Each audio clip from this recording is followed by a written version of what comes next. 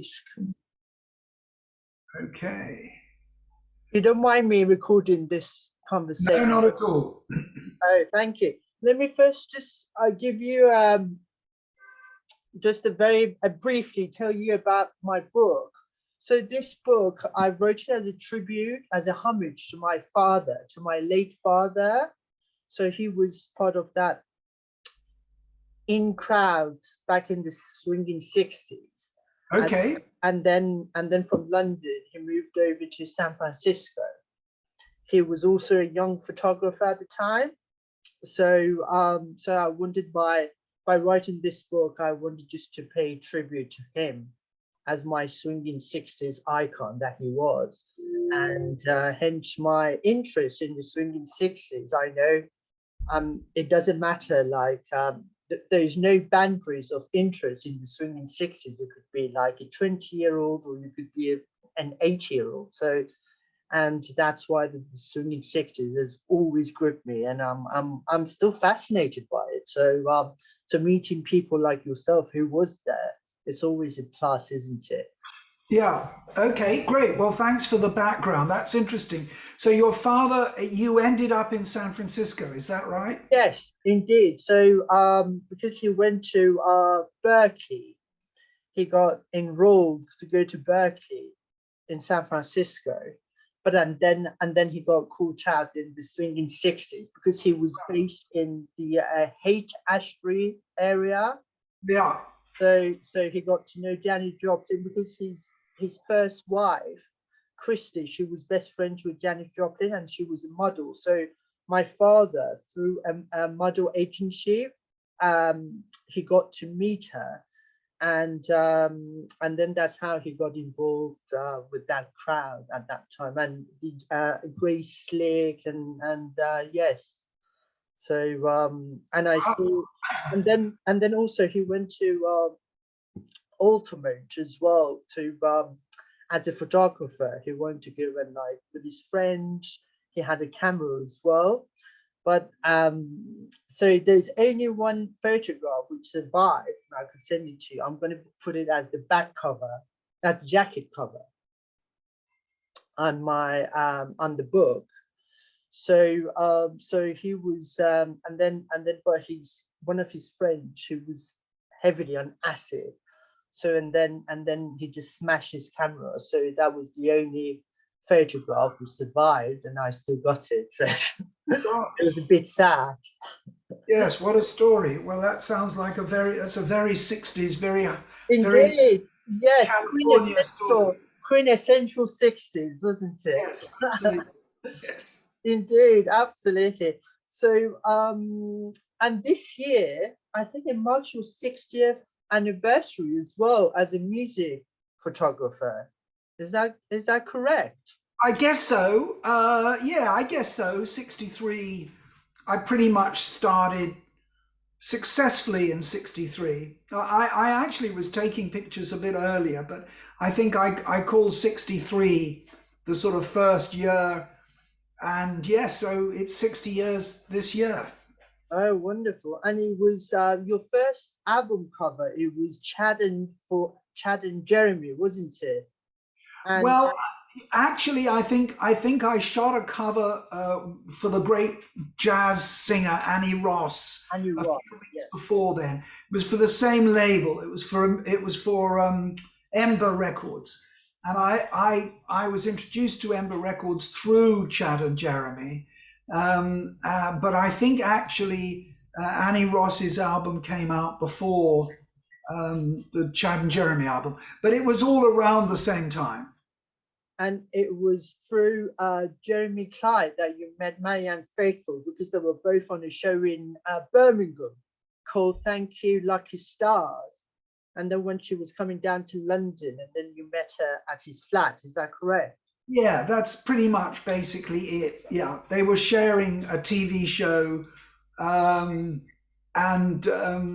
Jeremy brought her home, and I was there, and we all had dinner, and she was absolutely lovely. And I asked her if I could photograph her, and did, and she agreed, and we did, and we went off. I think the next day, to be honest, or maybe not the next day, but very close to that. Oh, that's wonderful. And so you got to you did her you snapped her for her first album cover called Come My Way, wasn't it, for Decca Records? Yes, that's right. And then it Yeah, was your idea to go to Salisbury pub. yes, it was. It was a pub that I sort of vaguely knew. It's a famous pub because it's in St Martin's Lane. It's pretty much unchanged, and they have the photograph actually on display. Yeah, that's right, and they have that picture on display in the pub. Yeah, and it was. It was my idea to shoot there. I thought it would be a great contrast to Marianne's look, which had a sort of innocence to it, a purity to it, and there was something sort of vaguely decadent about the pub. I just thought the two things would work together, and of course they did. And through the mirror's reflection, we could see someone ogling her, isn't it? Yes, well, Beautiful.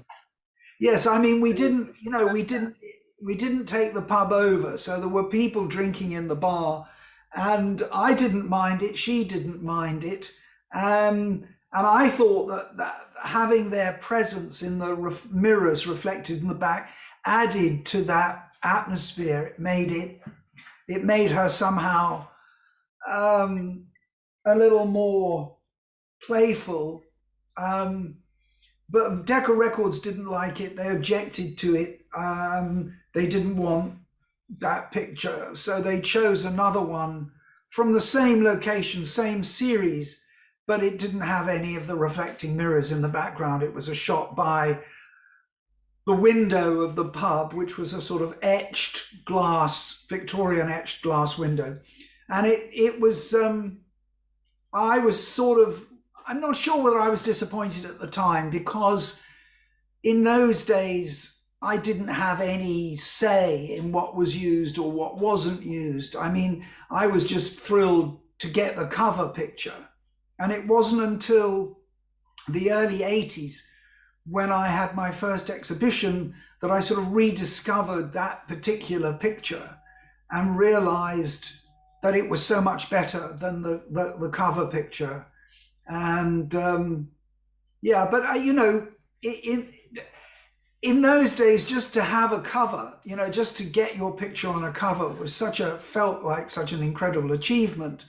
And so I didn't really, at the time, I was just thrilled, to have gone ahead. And she had another album out almost simultaneously, and one of my portraits is on the cover of that as well. So it was a successful project. The whole session was a very successful project. And at that point, when you photographed it, did you know that you were all being part of this very special period? No, not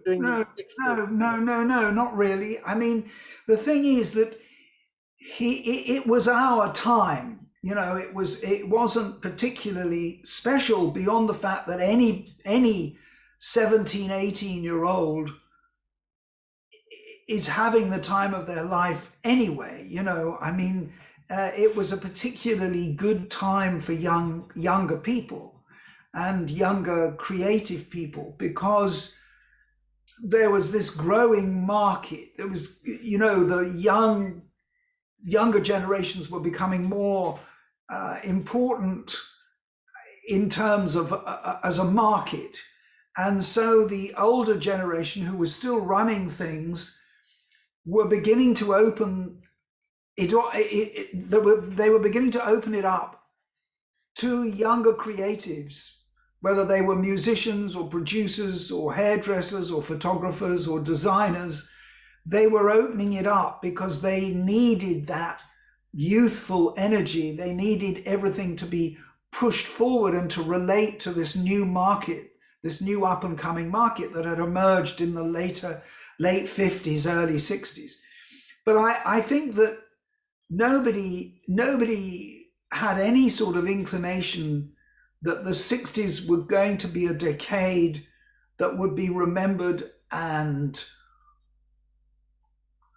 influenced so much. We had no sense of that, no inkling of that. And I don't think any of our contemporaries did either.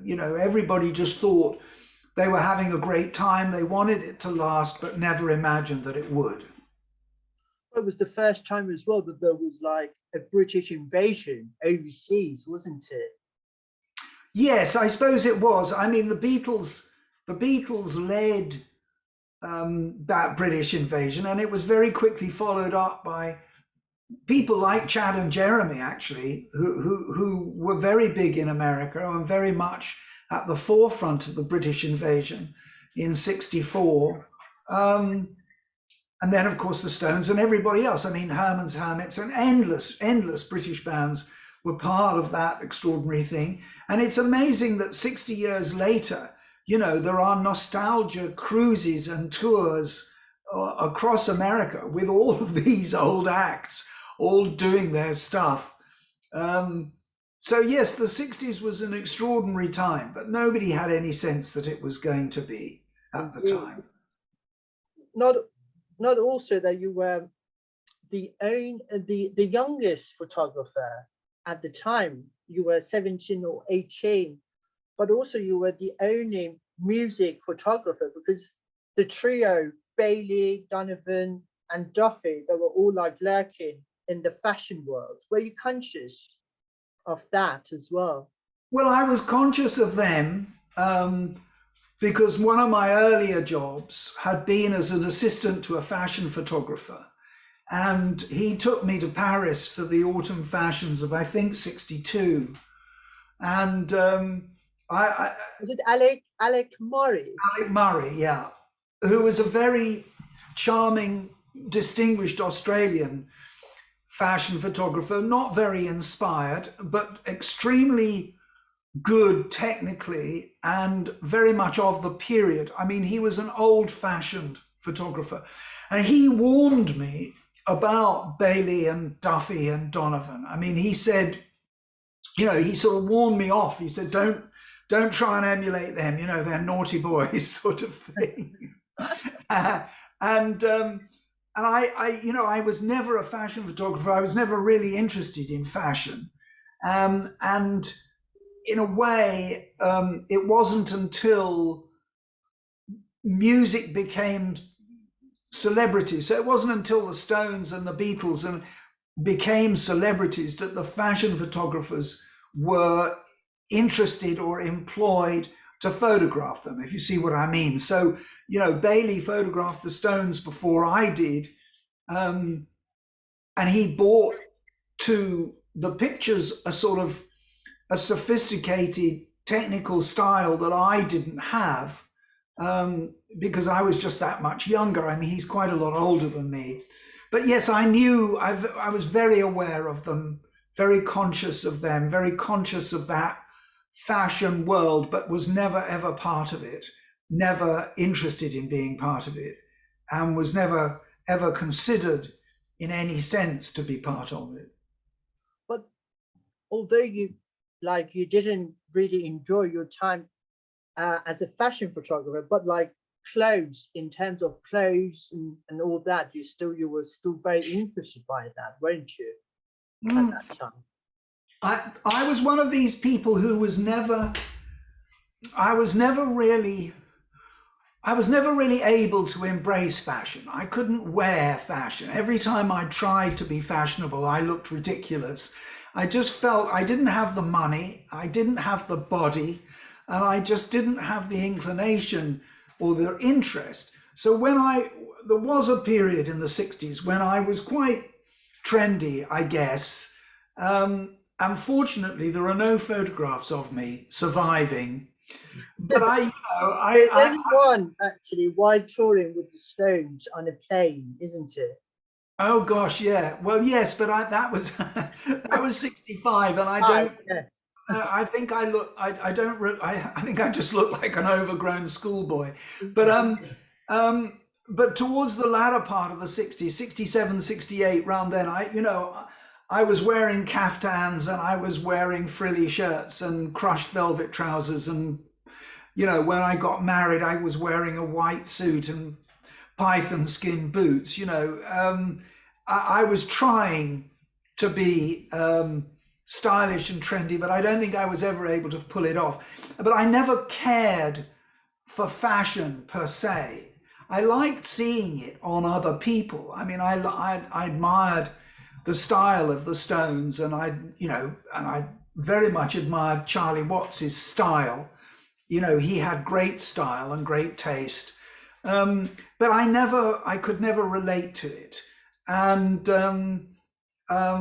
although I think I had an eye for it because I was able to apply it in my photography, a sense of fashion perhaps, but it was never a world that I wanted to be part of. I didn't care for it on the very few occasions when I scratched the surface, and it didn't interest me at all. But bringing different disciplines, that was important part of the process as well, wasn't it? Well, I was more interested in, I was very enamored by musicians and music. I loved music. I loved show business. I didn't see fashion as, I see, when I went to Paris with Alec Murray, I got very turned off the people behind fashion, the editors, the designers, the hierarchy, the models who were very rather snooty and arrogant. They were tended to be quite posh girls. Not all of them, of course, but they were tall and unattainable. And I just felt I didn't fit in, and I wasn't, to be honest, I wasn't attracted to them. The girls were too tall and thin. The editors were, ugly and middle-aged and rude and unpleasant, and the general thing. It had a sort of there was a mechanical aspect to it. This was changing with the Terry Donovan, David Bailey, Duffy crowd, particularly Duffy. Of course it was changing, and there were a lot of other marvelous photographers shooting fashion, and they were making great pictures, but I didn't like the business. And I was so put off by my early experience that I made a very arbitrary decision that this wasn't for me. I came back from Paris and I knew that this wasn't for me.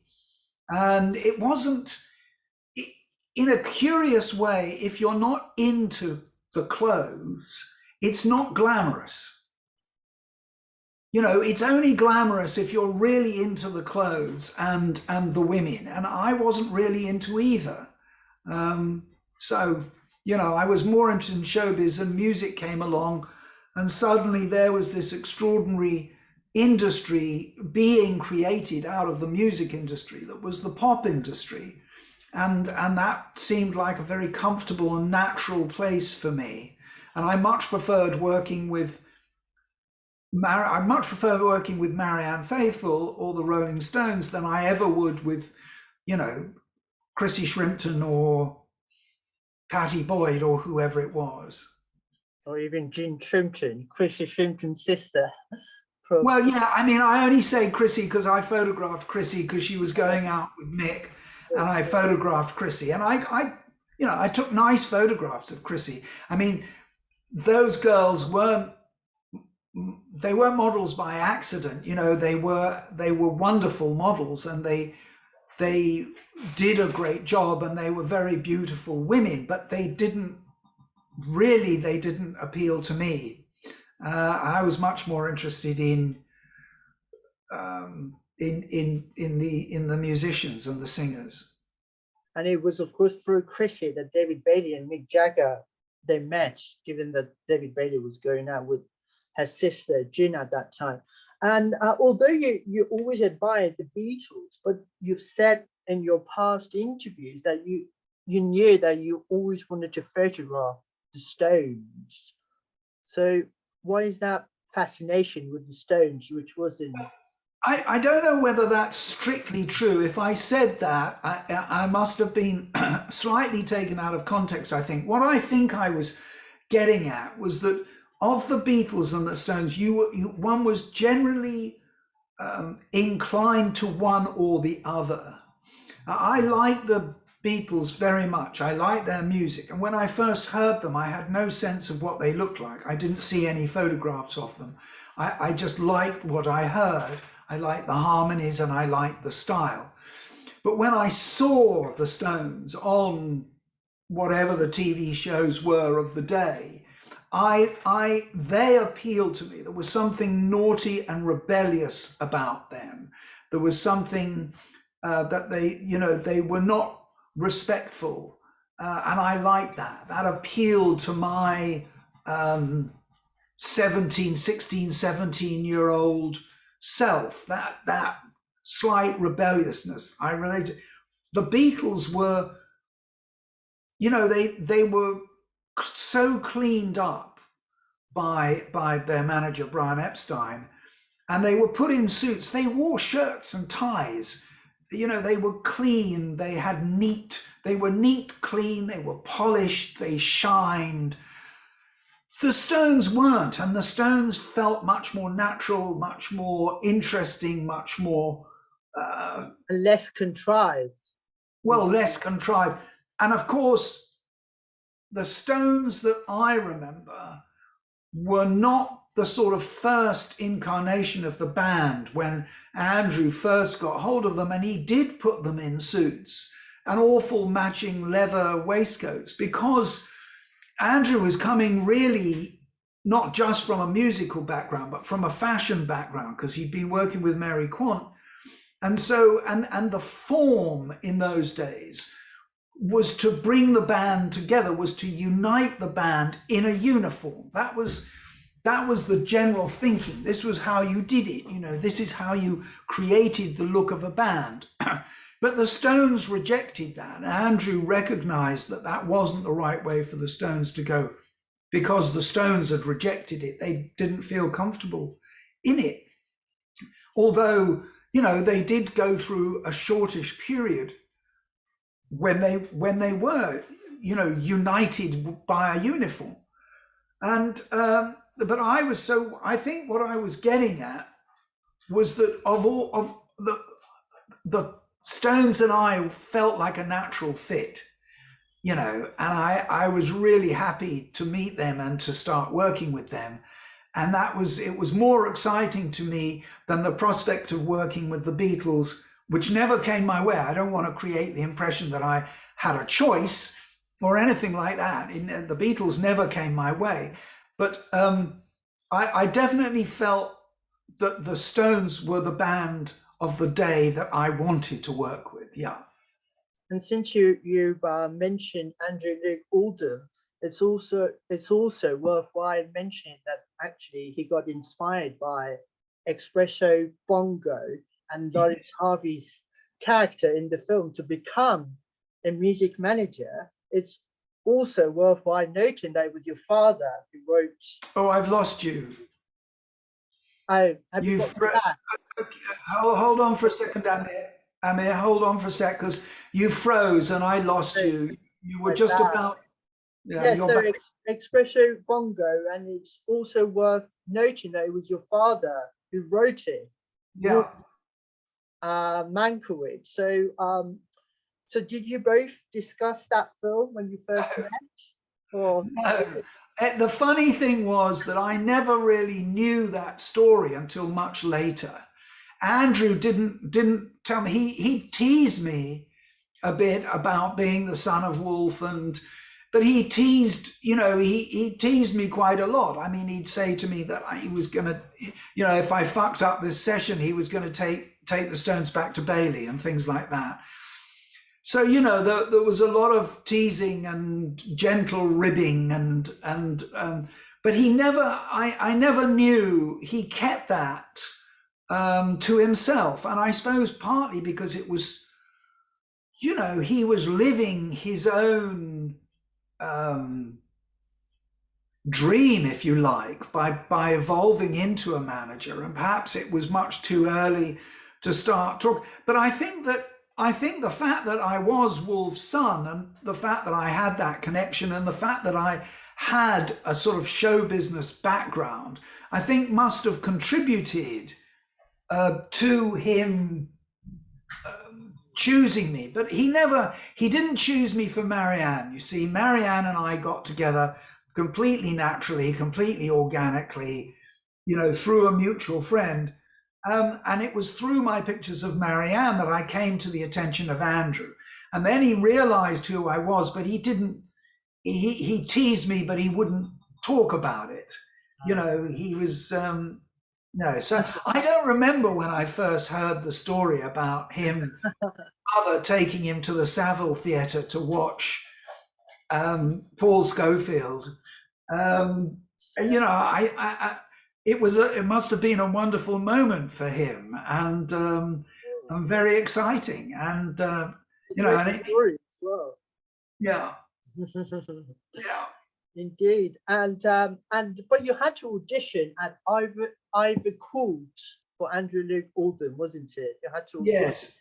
And do you remember who else was there part of that auditioning? Or well, yeah, there was a guy who worked with Andrew called Tony Calder, who was with Andrew a lot through the 60s, who he formed Immediate Records with later on.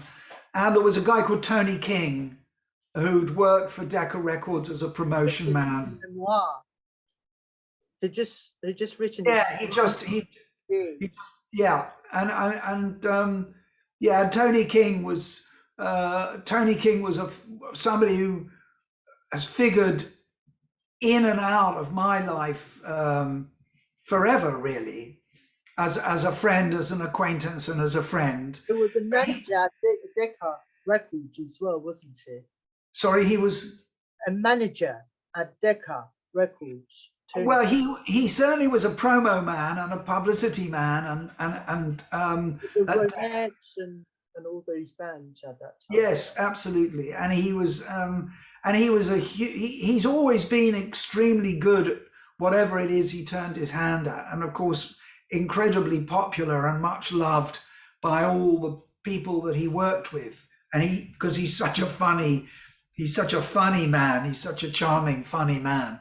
So yes, Tony King was there. I can't remember what he was doing, but it was a very comfortable, laid back, informal and very friendly meeting. And I found the Stones from the outset to be extremely nice, charming people. There was no moodiness, there was no sullenness, they were just very matter of fact, down to earth, easygoing. And of course, you shot them for the album cover, Out of Our Heads, which was your first album cover that you did for the Stones out of two, and it was taken actually right next to your studio in Mason's Yard, which was so there was a narrow alleyway right next to it with hoardings, massive hoardings to protect the buildings, wasn't it?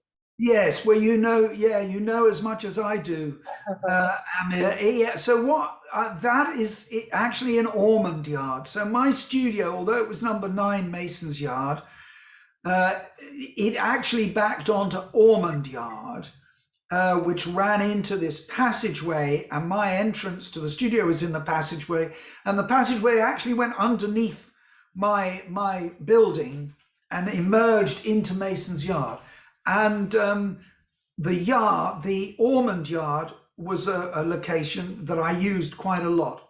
And at the time, there was a building site, St. James's Square, which is the other side. There was a lot of demolition going on. There was a lot of rebuilding going on, refurbishment. And there was a huge, huge building site that backed on to Ormond Yard. And I thought it was a good background for the Stones. It was gritty, grainy and unglamorous. And I thought that it was a good place. So I arranged in the morning before the band arrived, I arranged with the foreman on the building site. I mean, everything was very casual, very laid back. I just said, I'm photographing a band. Can I use the bricks in the background? They were completely cool about it. And leaning up against the wall beside the building site were these hoardings that were used at night to block the building site off from the public so that nobody fell in. And there was this strange, long, sort of pyramidic triangular shape. And I The V shape. yeah, it's a sort of pyramid shape or a triangular shape, an inverted V. You've used it in a lot of your photographs, including this one with the Yardbirds, the V shape, isn't it? Yeah, well, that's the V formation. That's where when you've got 5 people and you have them in 3 lines, usually the lead singer and then 2 people and then the third line. And so it's called the V, yeah, the flying V or the V. Yeah, it's slightly different to I mean, this is almost exactly the same spot where I'd photographed the Stones a few months before. Oh, wonderful. And this photograph, for me, it's the epitome of the swinging 60s, because there is two contrasts between the old establishment, Yeah, by this gentleman in a book, yeah. and the new so-called establishment. Yes, and it's a very interesting photograph, that. I mean, that's pure coincidence. I mean, I saw the guy with the bowler hat out of the corner of my eye, and I just wanted to try and capture him between the singer's legs, and I did. But what I didn't see was that beyond the man in the bowler hat, there's a guy delivering beer to a pub, and he's got a big apron and a flat cap. And then walking up the street on the other side is a sort of 60s dolly bird in a miniskirt. And so sort of in this picture, I inadvertently caught these different facets of London society at that particular moment. And it was, obviously that didn't emerge until much later after the photograph was taken. But it's quite interesting subsequently. It's quite a nice thing to sort of hang the picture on. And that gentleman wearing a bowler hat, was he aware of you taking photographs? Well, he was aware that something was going on, but I don't think he had any sense of what it was or who it was. He certainly didn't stop. He just walked past. But he was aware that there was something going on down in the yard. He looked, I snapped, and then he moved on. And I mean, obviously, I doubt whether he would have had any idea who the band were or whatever.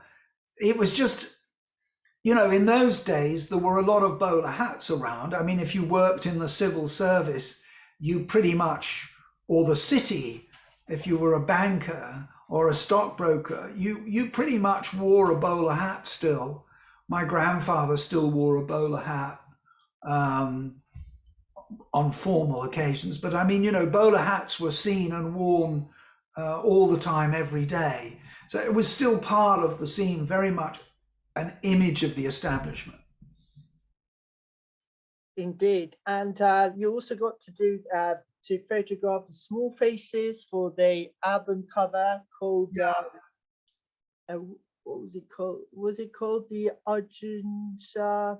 Ogden's Not Gone. Yes, gone. And you had to photograph them individually for them. Yes, well, I mean, the idea was somebody had come up with this very complicated design, this round record cover, which opened up once, twice, 3 times. And so we would have 4 circular shapes, and I wanted to put a small face in each shape. And we had the idea that I would do a portrait of each of them with the other 3 in the background, out of focus and not necessarily paying any attention to what was going on. So there'd be 4 portraits, one of each small face.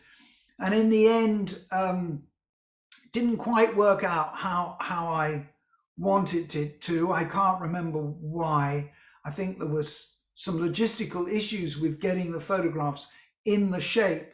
And I printed them in a special way to add to the sort of what I thought was the interest. And I printed them through something called spun glass. And spun glass was a material that you could put in front of lights to reduce the exposure, to control the exposure. And it was fiberglass, and had been spun into a sort of sheet or a mat. And I printed through that. So I to try and create this slightly, I can't really describe it, a curious texture, a sort of spidery, webby texture on the pictures. And I printed all 4 prints because, of course, in those days, black and white photographs were reproduced from prints. Pre-digital, obviously, you had to make a print, and that was then turned into a block that was printed. So I made these prints, yeah, and it was an important sleeve. It was an important project. The Small Faces were a fantastic band. It was a very creative time, and the album was, considered a bit of a masterpiece, I think. And I wanted to try and contribute to that through making the cover as special as I could. That's wonderful. And then there came end of 1966 when you were already appointed as the unofficial photographer of the Stones by Andrew Loog Oldham. And then there was a particular session at Olympic Studios. And then the next day in the morning, you take them all in a convoy. You were in the same convoy as Andrew Loog Oldham, and you take them all up to Primrose Hill. And tell me a bit more about that particular session with the Stones. And well, Jones, who was being very uncooperative. Yes, we're running out of we're running out of time. I don't know whether you want to start again. Yes, so I think I have to stop this if you don't mind, and then great. I just noticed we've got a couple of minutes. Very well spotted. Thank you very much. So why don't you send me another link? Indeed. And we'll pick this up. And then going to set up another. We'll pick Thank you this very up. much. Thank you very much for your time. Okay. Thank you.